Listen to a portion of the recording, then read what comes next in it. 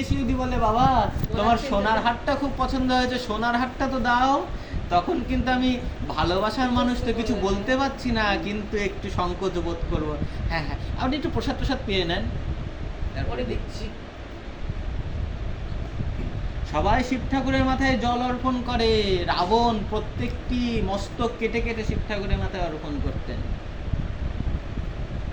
অত সোজা না, পাত্র অপাত্র যোগ্য অযোগ্যের বিচার রয়েছে। যখন আমি বুঝবো না, যখন আমি বুঝবো যে না এ ভক্তিটা শ্রেষ্ঠ ভক্তি, তখন পরীক্ষা বাড়বে। যখন বুঝবো যে না এ তো ওই চাল কলার জন্য ভক্তি করছে, তখন বাবা চাল কলা নাও, আচ্ছা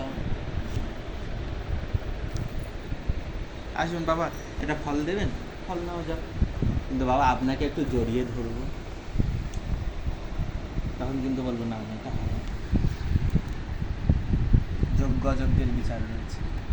শিব ঠাকুর সবসময় কিন্তু আশুতোষ নন। এই আশুতোষের ক্ষেত্রে আমরা একটি কাহিনী প্রচলিত, একটি চোর চুরি করতে গেছে, সারাদিন কিছু পাইনি, খুব সংক্ষেপে বলছি কারণ আলোচনা প্রসঙ্গ অন্য।